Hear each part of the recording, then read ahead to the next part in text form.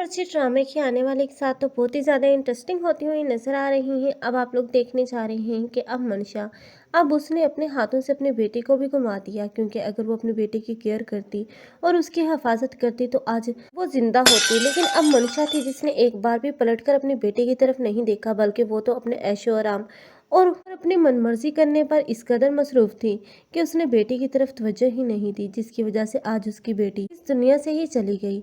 लेकिन अब जाने के बाद अब मनशा को एहसास होगा कि काश उसने अपने बेटे की केयर की होती तो आज वो भी जिंदा होती। लेकिन अब पछताने का कोई फायदा नहीं, क्योंकि अब मनशा के बुरे दिन अभी से स्टार्ट होंगे।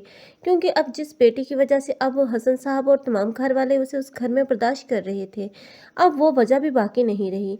एक तरफ तो शुजा है, वो जेल में है, और शुजा भी अपनी बेटी की वजह से ही मनशा को अपनी लाइफ में बर्दाश्त कर रहा था।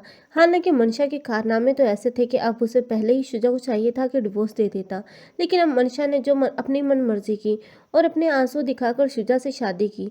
लेकिन अब शुजा से शादी के बाद उसे चाहिए था कि इस रिश्ते को निभाए, लेकिन उसने निभाने की बजाय शुजा को ही इतना तंग किया कि शुजा ने सीरत की जान ले ली।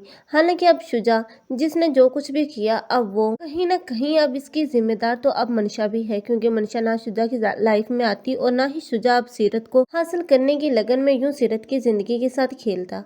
आप लोगों को क्या लगता है, क्या मनशा मोहिब से धोखा खाने के बाद अपने पेरेंट्स के घर वापस जाएगी या फिर दरबदर की ठोकरें खाएगी? आप लोग इस बारे में क्या कहते हैं? कमेंट सेक्शन में अपनी कीमती राय के इजहार लाजमी करें। मज़ीद ड्रामाज रिव्यूज़ के लिए हमारे चैनल को लाजमी सब्सक्राइब कर लें। अगर आप लोगों को हमारी वीडियो अच्छी लगी हो तो वीडियो को लाइक करना और दोस्तों के साथ शेयर करना मत भूलिएगा। अल्लाह हाफिज़।